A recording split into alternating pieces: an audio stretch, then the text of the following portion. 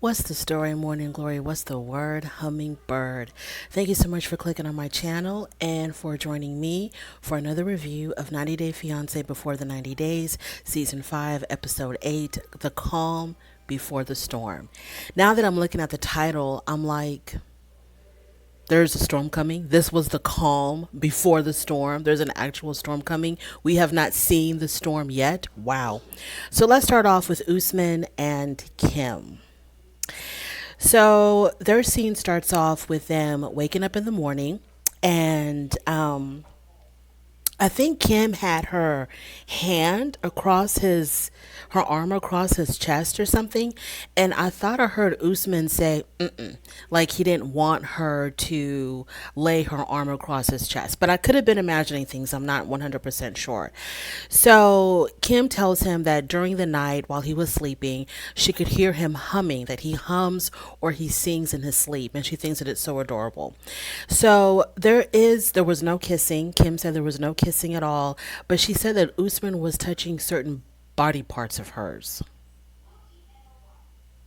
Like what? Why couldn't she give us more details? I mean, you're out there laying out your heart, your soul, your desires for the whole world to see. Why couldn't you let us know what part of your body he was touching during the night? So Kim says it's a lovely way to wake up. Usman suggests that maybe he should come back again to spend another night with her. And I was like, wow, they're making progress. I don't know exactly progress to what, but for him to want to come back and spend another night with her, wow. Now, I wanted to mention this in my last video. I don't really believe that nothing at all happened. I think that something must have happened, because it's just hard for me to fathom that he would go to her room just to spend the night and like nothing happened. I can't. I find that hard to believe. But anyways, so I think she stepped up to the mic, if you know what I mean. So Usman, in his confessional, he says that due to his culture and his religion, he's not permitted to do all the stuff that he's actually doing right now. I guess, spending the night with a woman who you're not married to. I'm assuming that's what he's talking about, because nothing else is happening unless something did happen. Maybe not, the full blown shebang, but maybe something else happened. And that's what he was referring to, because I didn't understand why he would say that I'm not permitted to do what I'm doing now. What are you doing now other than basically having a sleepover with your best friend? So the producer asked him, well, weren't you and Lisa intimate when y'all first met?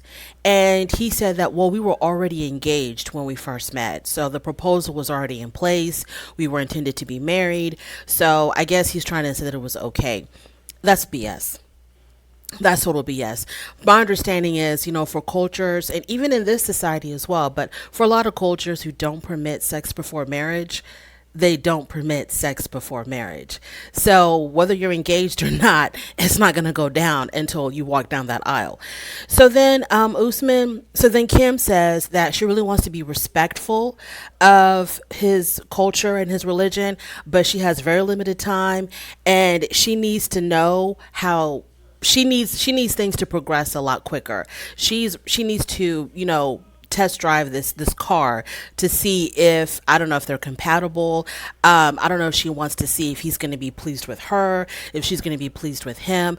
I'm not understanding why she's like in such a rush for them to be intimate like that, because as long as you have his heart, then, I'm thinking at some point his body will follow. But why do you want his body but not ever have his heart?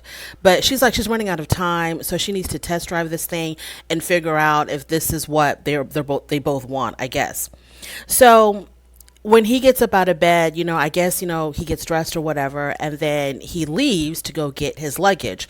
When he goes to his room to get his luggage, his manager and his assistant come in, and they're seeing, his suitcases everywhere, and they're like, what are you doing? And he says, well, I'm packing up because I'm going to go move into Kim's room.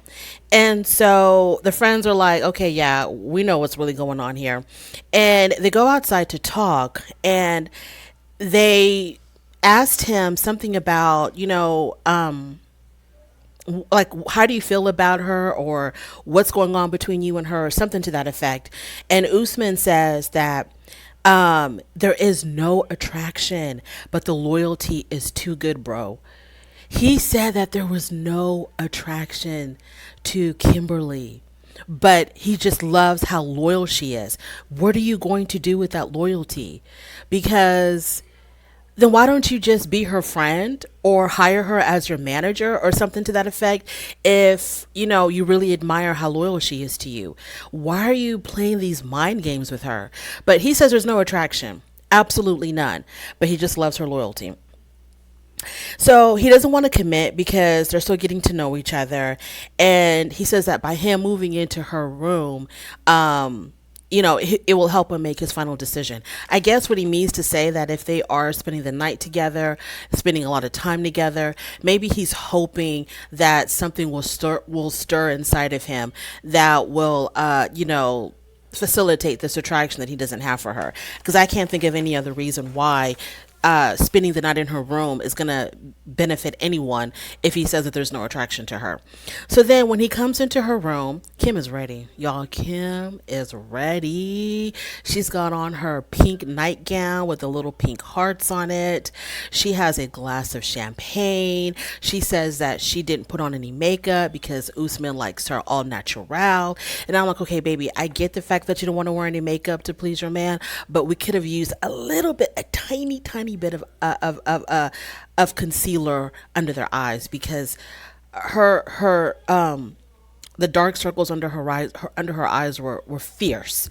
So he shows up with his luggage, and she greets him with a lot of energy. She's just so excited to see him. She's like, "Oh my God, you're here! You brought your suitcases and blah blah blah." She's just like, how she is, just really hyper.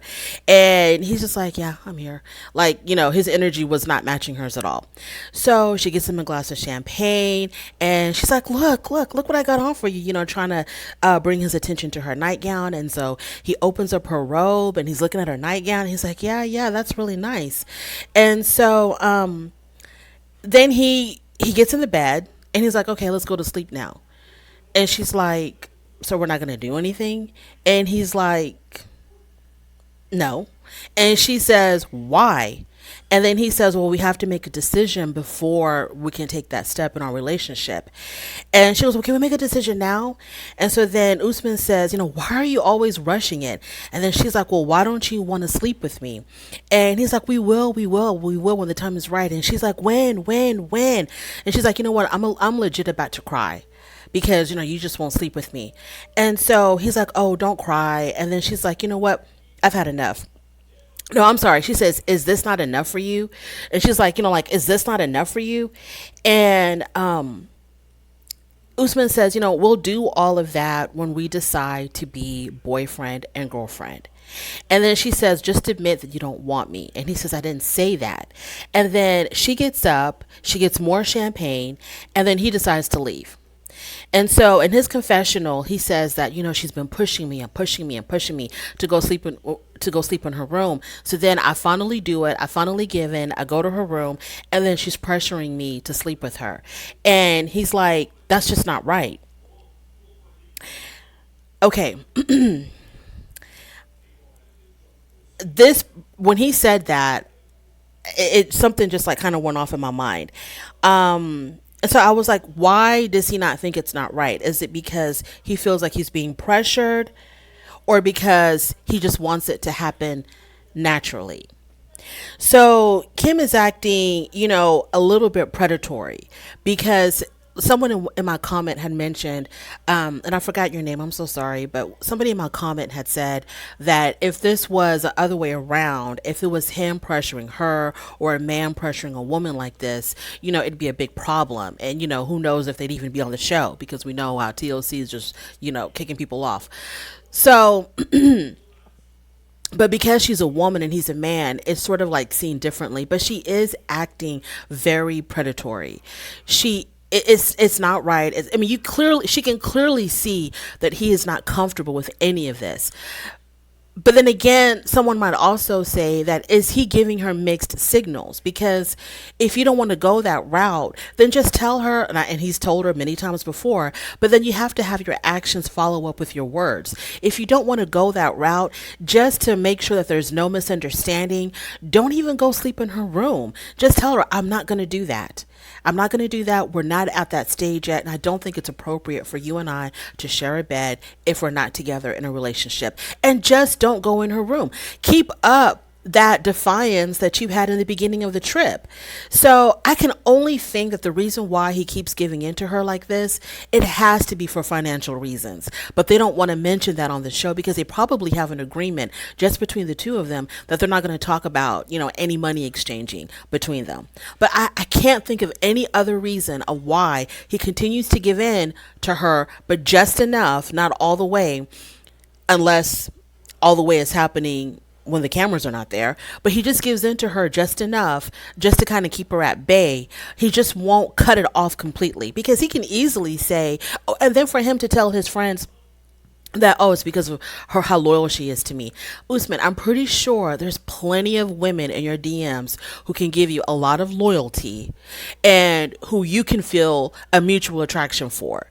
I'm not understanding this attraction that he has for, okay, fine. You like older women, fine. There's no problem with that. But you have these older women, but you don't know how to treat them. You only go for older women, but you don't know how to keep them. You divorced Lisa. You're running away from Kim. You won't touch Kim with a 10-foot pole, but you keep getting with these older women. If nothing else, it has to be financial. And maybe the younger women just don't have enough money for him. Moving on. So, like I said, Kim was acting a bit predatory. But I mean, he knew what the what's up was when she invited him to the room. He knows exactly what she wants. Every single time she wants him to spend the night. So why do you even fall for the trap? Why even go there to start this nonsense with her? So in his confessional, he says, in my culture, it doesn't matter if the man or the woman, initiates intimacy, but we'll do it when the time is right. He keeps on saying this because that's such an ambiguous, gray time frame. Oh, well, it's going to happen. I promise you, it's going to happen when the time is right. It's going to happen. It's going to happen. It's going to happen. But it has to come naturally. Like, what are you talking about?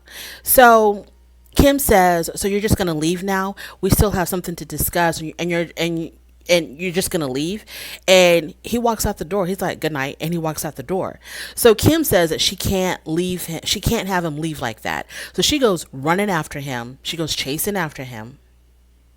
She finds him at the bottom of the staircase or the stairwell or whatever, and she says, she just wants to talk, and he needs to come back to the room, and she doesn't want him to leave, and she's like, so you're not gonna talk to me? You're just not gonna talk to me? And at this point, he just wants to get his bags and leave. So Usman says that we don't have any agenda or agreement to sleep with each other anytime soon. So we need to just let it happen naturally. So when they go back into the room for him to get his bags, she begs him to stay. And she promises she's not going to put any pressure on him. So he agrees to stay. Here we go again. He agrees to stay. She pulls him in for a hug because after he agreed to stay, he was like ready to go to bed. And then she kind of pulls him back and she gives him a hug. And she's like, I just don't want you to leave me tonight, or something to that effect. And when they were hugging and, her telling him how she doesn't want him to leave her, the whole scene was so sad and pathetic because she just looked so desperate. She looks so desperate. It's not a good look for a woman. It's not a good look for a man. It's not a good look for anybody to just be so desperate for someone who doesn't even want to give you the attention that you want, the attention that you need, the attention that you deserve. He keeps running. He literally is running away from you. You had to go outside in your robe and your nightgown and chase this man down and beg him to come back to your room. What is up with that, Kim? You have no self-worth, no self-respect, nothing. So she asked him, so they get into the bed together. Okay, they're in the bed together now, and he's ready to go to sleep, but she wants to talk. So she says to him, "So, how do you feel about me? I really want to know, like, seriously, how do you really feel about me?" And he tells her, "I so much like you." And then Kim says, "Well, that's bad to say because I'm so in love with you." And then Usman says, "Well, I love you in my own way." You see, then if I was Kim, I would have been like, "What way is that? What way is that?" So they hug it out. And then Kim says, she says, "What am I here for?" She says, "What am I here for?" And then he closes his eyes and he's like, "Good night." He doesn't want to talk anymore. So she gets frustrated because she wants to talk more. He wants to go to sleep. He's already closed his eye. He has literally his head laid on his hands like that. Like he's ready to go night night. So then she gets out of bed. She's frustrated and she's like, "I can't do this. I can't. I just can't do this anymore. I can't." So then the producer is asking her, "Okay, Kim, what's going on? Where are you going now? What's happening?" So she says, "My son is going to cuss him out." And Usman gets up. I mean, he literally like jumps up out of the bed. Or he jumps up in the bed and he's like, "What do you mean your son's gonna cuss me out? For what? Why would he do that?" And then she's like, "Oh, my son is my protector."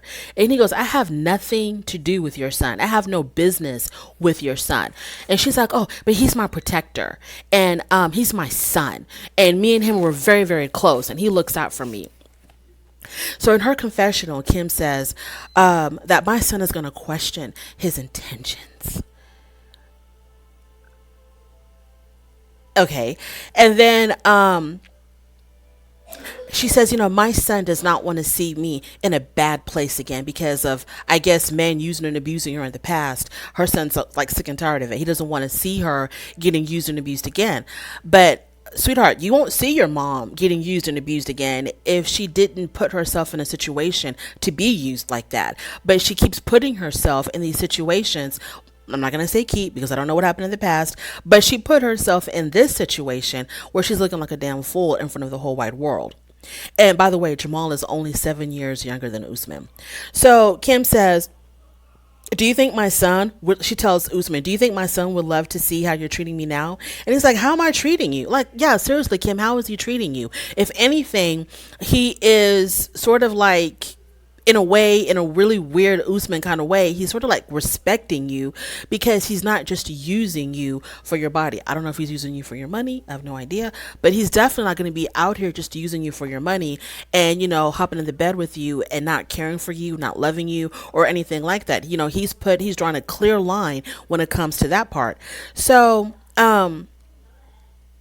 Usman says, "Did I promise you anything? Did I promise that I was going to sleep with you? Did I promise that I was going to be in a relationship with you? I've done none of that." So once again, he wants to reinforce that he is not leading her on because I don't think Usman wants her to ever say on camera that, "Well, you've led me on. You've made me believe that you wanted to be with me or that you loved me because you did ABCD." So he's going to make sure he doesn't do ABCD or XYZ to lead her on in any kind of way. So Usman, then she starts I don't know if she was drunk or if she was just so desperate to like to prove something to him. I don't know why she was saying this, but then she said something like, "Well, you have to get my son's approval," because he kept on asking her, "What do I have to do with your son? He's got nothing to do with me. I've got nothing to do with him. What are you talking about?" And then she said, "Well, you have to get his approval." Approval for what? For him to not sleep with you? Like, he's already doing that. Like, what are you talking about? He doesn't want to be with you. What approval would he be seeking from your son? I need your permission to not be with your mother. I need your permission to not sleep with your mother. I need your permission to not fall in love with your mother. Like, what would he need approval for? So Usman says, "Well, if that's the only way that we can be together," and I think he was referring to for me to ask your son for some type of permission because Usman was saying that he's the son's elder because he's a whole whopping 7 years older. So he's the son's elder and elders don't ask permission from children. So he says, "Well, if that's the only way that we can be together, then I don't want to be with you." So she goes, "You know what? I just want to go to sleep." So they get back in the bed again. Okay, I don't know how many times they've bounced in and out of this bed, but they're back in the bed again. And she goes, I just want to go to sleep. And he's like, yes, you need to get some rest. He says this as he's laying down next to her. So she wants him to stay the night. And she says, I really can't believe how Usman has disrespected my son. And I literally wrote, huh? How has he disrespected your son? Like, what are you talking about? He's never even met the boy. How is he disrespecting him? He's showing you the utmost respect by not using and abusing you, staying away from you, trying really hard to stay away from you. How has he disrespected your son? If anything, you've disrespected your son by how you've been acting and chasing after this man all the way across the world. Moving on to Ben and Mahogany. Ben and Mahogany. So first, we all know about Mahogany texting Ben while he was at the airport before he left for Peru. She texted him saying, my father doesn't trust you, so you can't come. And he was like, you know what, bump all that. I'm on my way. So he was still going to go. He got on his plane. 11 hours later, he lands in Peru. And he's so excited. He's even memorized an entire speech in Spanish for her when he meets her. And when he gets to the airport, I guess he had been trying to call her to let her know that he's arrived, but the call is going nowhere. And so he's just like, well, I guess, her phone is turned off. So he gets to the airport and he's outside at their designated meeting spot, and she's not there. Surprise, surprise. She's not there. And he's just pacing back and forth and walking around and looking around at everybody, and Mahogany's not there. So he actually starts crying over a woman he's known for 3 months, never FaceTimed, never spoke to on the phone. I don't think he's ever spoken to her on the phone. Only texting. He literally starts crying. And he probably has like a handful of pictures of her. So Ben says, I've come a long way. I'm not asking for much for her to just come and meet me. Yeah, you're not asking for much for her to come and meet you if she was real. So Ben says that he has to make some decisions. I know Mahogany loves me and it just really, really hurts. So he gets a taxi to go to the hotel. And on his way to the hotel, he's telling the taxi driver his plight, how he's come to Peru to meet this girl and the girl didn't show up. And the guy says, well, why don't you text her or call her? And he's like, no, I don't want to do that. And then the taxi driver says something like, oh my God. I don't know what he meant by that, but that was funny. So in his confessional, Ben says, I think about all the intimate conversations that we've had about our future, how we've talked about our sons and our future sons and daughters, about this life that we're planning on having together. And I just don't see her giving up on that just because her dad doesn't trust me. Ben, you've tangled yourself up in an imaginary world, and we're going to need you to come back to reality. Whatever you're talking about, this future with Mahogany, the future children, the future life together, whatever all that's about, you've lost yourself in this story, this fictional story that you've created in your mind. Ben, it's not real. It's not real. It's not real, sweetheart. He's living in an alternate universe. But I could be wrong. Mahogany could be real. So the producers ask him, is there a chance that Mahogany is not really Mahogany? And Ben said, well, yeah, a very small chance. I'd say about a 3% chance. A 3% chance? So Ben, he doesn't want to contact her again that night. And I'm thinking that I really do believe that whoever he's been communicating with as Mahogany, I think this person, this entity has blocked him. I don't think that, because I just find it hard to believe that he's just going to give up and not call her. Like, he's landed in Peru and he's just not going to call her. I don't think so. I think that he probably tried to call, but he's blocked. So Ben says that I know she's in love with me and he's going to continue to be optimistic. Mike and Jimena. So they have to leave Salento and they had a rocky few days. And so Mike thinks that, Jimena overreacted with his messiness and his hygiene issues. And so while they're in the car, while they're in the car, in the taxi, he starts blowing his nose. And so after he blows his nose, he puts the used tissue in the back of the seat of the taxi, and Jimena completely flips out. And she's like, "You can't do that. This is not your car. That's disgusting." And so she asks the driver for a little baggie, and so the driver hands him a baggie to put his used up tissue. I mean, if anything, he could have thrown it out. Like, why would you put that? And I'm assuming there's like a little pocket in the back of the driver's seat. Like, why would you do that, Mike? After she just lectured you on how disgusting she thinks you are, you go off and you do this. What's wrong with you? So he gets the baggie and he puts his trash in the little baggie. And so Mike explains to him that, the reason why he has a hard time remembering things and concentrating on things is because he was diagnosed with ADHD. So he talks about that and the diagnosis and how hard it was for him as a child and so on and so forth.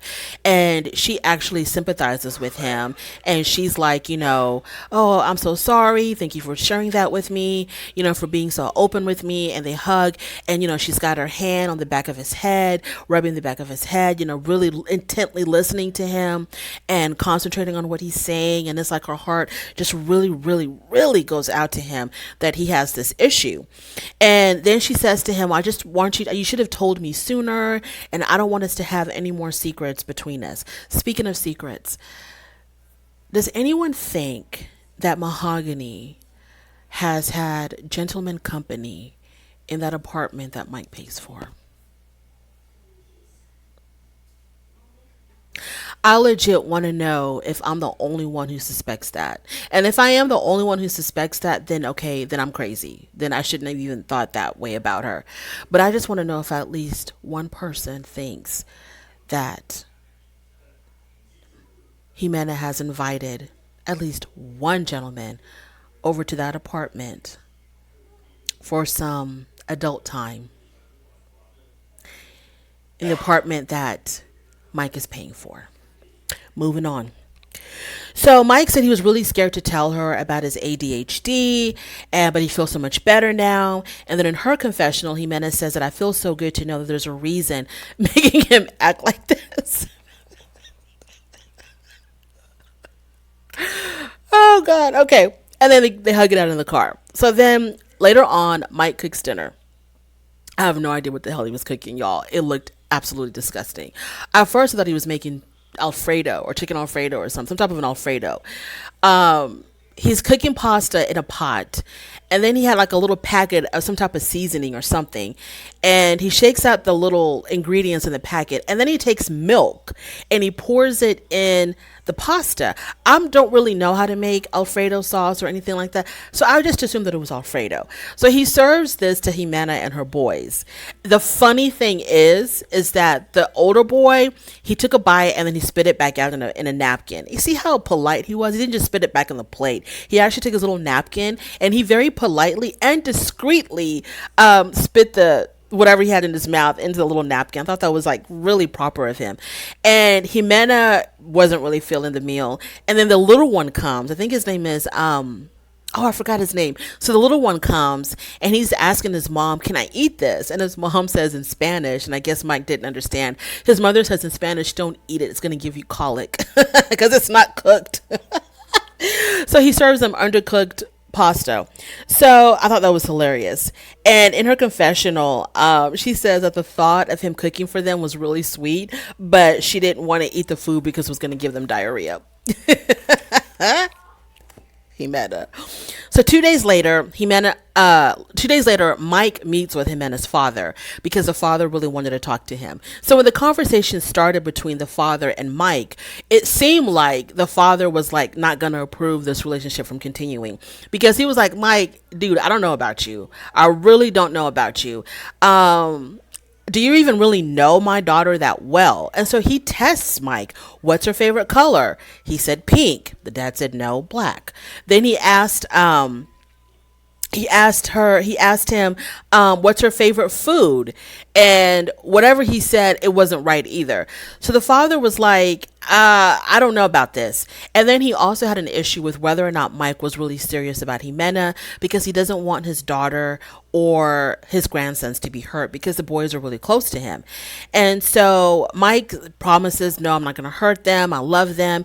And he goes, in fact, I wanted to ask for your blessings to marry Jimena. So the father goes ahead and agrees, only because the children accepted him. He don't give a damn about what his daughter wants. He just was happy that the children have grown really attached to Mike and the children have accepted him. And that's why the father gave his blessings. So later on, Mike is playing with the kids in the park because he wants to have one-on-one time with them.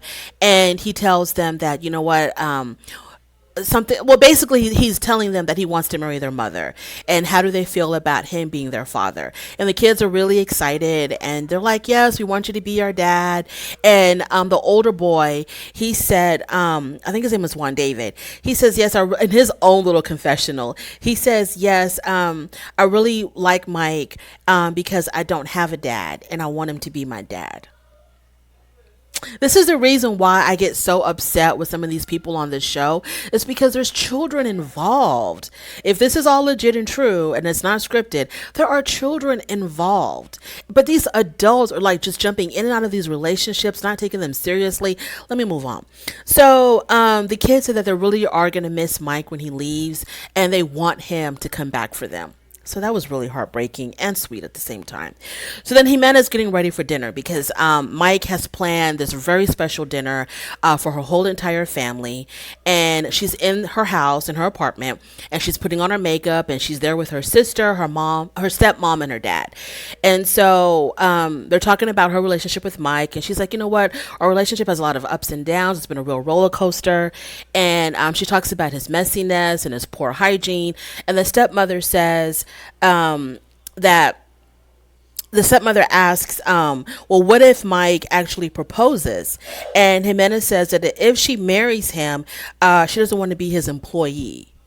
I guess maybe translate to maid. I think that's what she was trying to say, about always having to clean up after him. So when she said that, when she was dogging him out for like being messy and how she has to clean up after him, I was confused because I was like, wait a minute.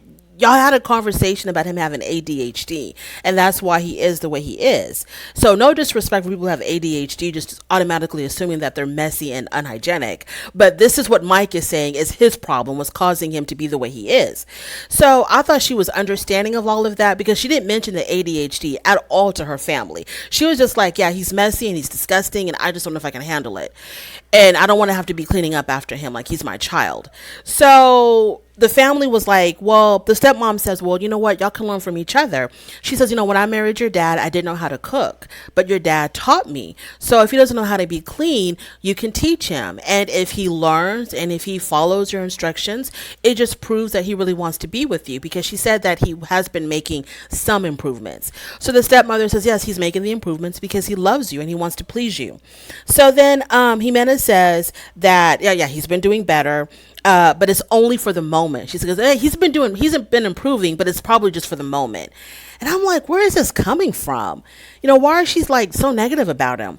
So Jimena says that she's feeling very nervous, and she thinks that they may be rushing into marriage. She says that he loves me, but marriage is forever. So she's showing doubts about getting married to him, and she expresses these doubts to her family.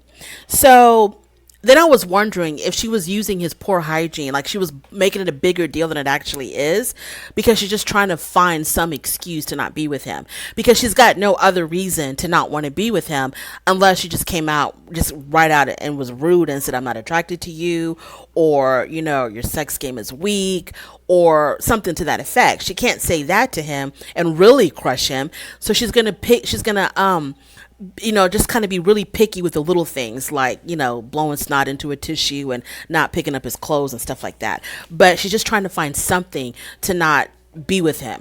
So the stepmom says, well, because she tells her family, like, I don't really know, you know, if I can be with him, if I can marry him. I don't really know. And so the stepmom got down to the nitty gritty. She got down to business. And the stepmother says, you know, if you lose him, you're going to have to pay for this apartment yourself, which means Jimena, they call her Jime. They call her Jime. So, which means Jime, that you are going to have to get a job. So then the father steps in, okay?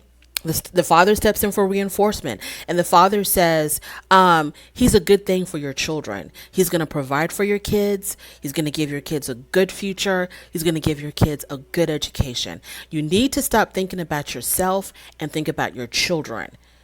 And so then Jimena's like, oh, okay, well, yeah, yeah.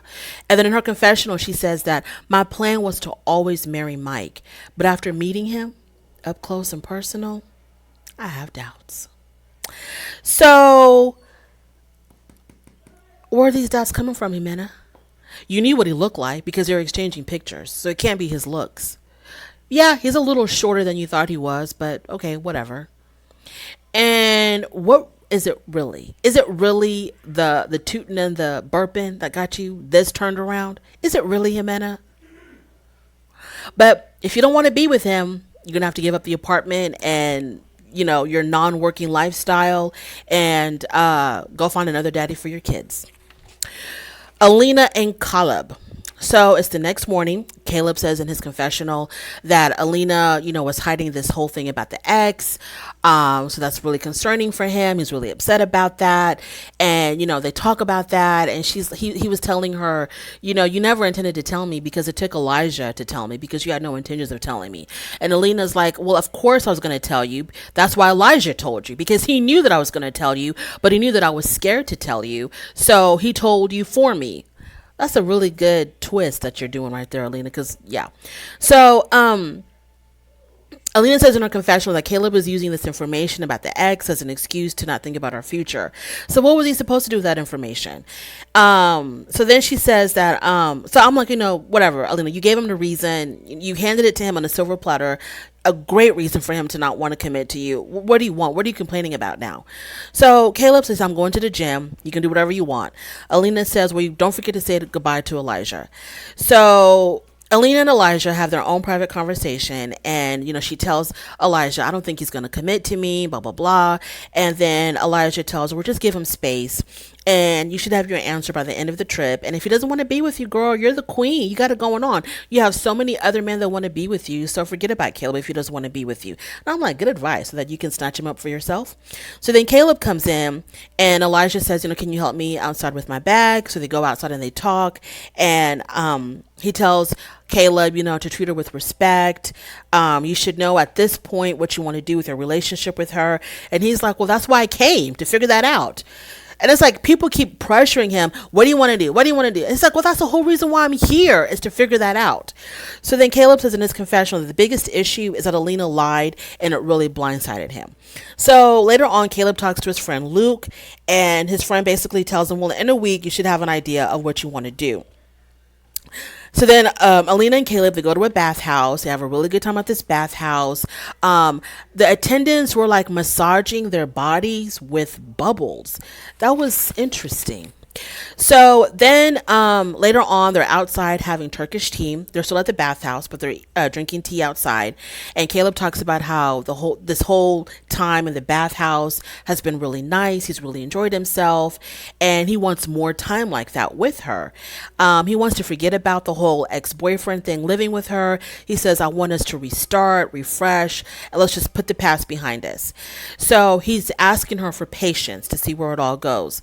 Alina, in her confessional, she says that she's really happy, that he wants to move on from the whole ex-boyfriend thing, and she feels like that he really does like her, and that he's not treating her like just some other girl. But she says that I need more definite answers, and she thinks that she may not get it from him. Well, we'll never know, because you got fired, and we probably will never see you again on the show, so we'll have to dig around on the internet to find out what happened. So Jasmine and Gino, they're in Panama, and he's been there for a week. I'm sorry. He's been in Panama for about a week. They get ready for their romantic trip to San Jose Island, I think it is. So when they had to go through security at the airport, he had to take off his hat. And the cameraman knew better, because they were like very, very far away, but we could still see his bald head. And Jasmine said in her confessional that he's the Michigan version of Bruce Willis. So they take a private plane. It's a very exclusive, very expensive resort. Jasmine's really worried that he was going to cancel the trip after that whole stripper thing. So she's happy that he didn't. So she tells him, I was so worried that you were going to cancel this trip because of the stripper. And Gino says, no, you apologize. And so we're going to start over. No big deal.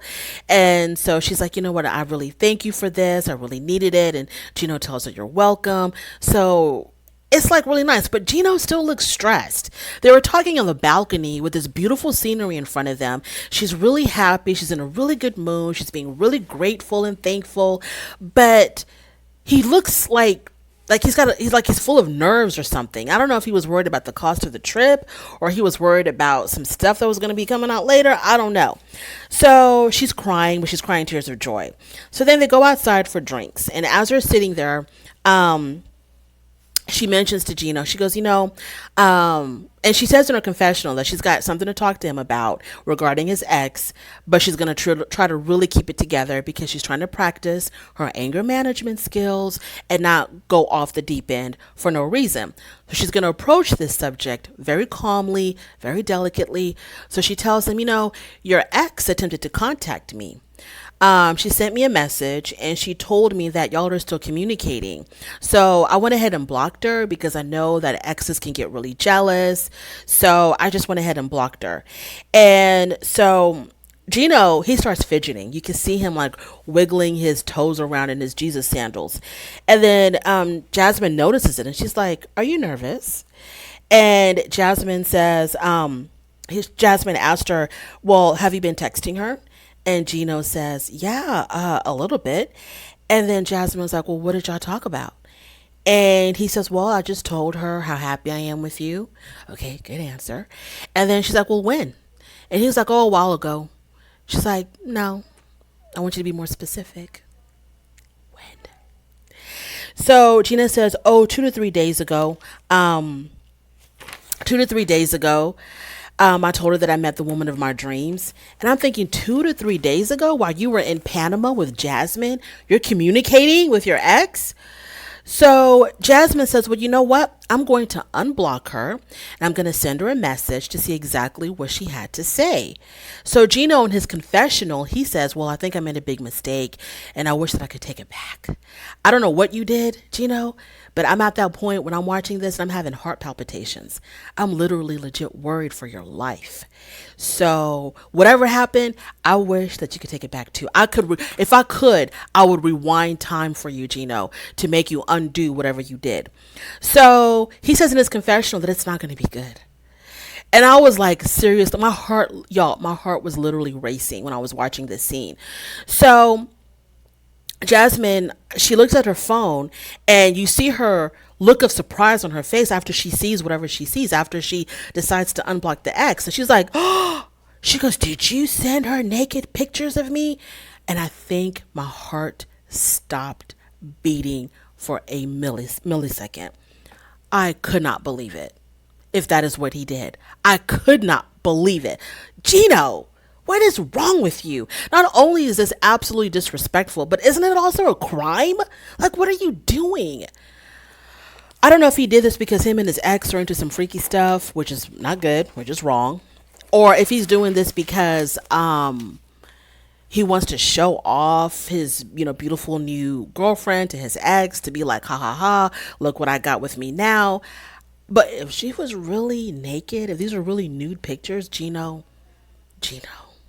Somebody go check on Gino. Like, seriously, legit. Somebody please go do a welfare check on Gino and see if he's okay. And if he's not in the trunk of someone's car, buried in a shallow grave somewhere, or just completely disappeared. Somebody please go do a welfare check on Gino because I'm very worried about him. Ella and Johnny. Ella tells her parents that because Johnny's playing these games about coming to America, and I really do believe that Johnny's really afraid of the COVID thing, but because he's so worried about coming to America for the COVID, she wants to go to Dubai. Her mom is like, okay, yeah, I get the numbers are going high in the country as a whole, but in our little area here, the numbers are not that bad. He's got nothing to worry about. And it's like, okay, yeah, it looks like it really might not be that bad because it's just open space and no people. So So she tells her parents, well, I really need to find out if he's my soulmate, and the only way that I can find that out, mom and dad, is if I go to Dubai. And if I can't really afford the whole trip, can you please help me pay for it? And so she starts crying, doing her whole little girl act, and her parents fall for it. And her mom is like, well, you're my only daughter. I'll do whatever I can to make you happy. So sure, we'll help you financially if you need the money to go to Dubai. So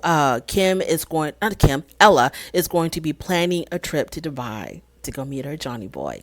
That is my review. Thank you so much for joining me. If you made it this long, this whole 45 minutes, oh my God, I appreciate you more than you know, because you spent 45 minutes of your life with little old me. Thank you so much. Please don't forget to like, comment, and subscribe, and I will definitely talk to you later. Bye-bye.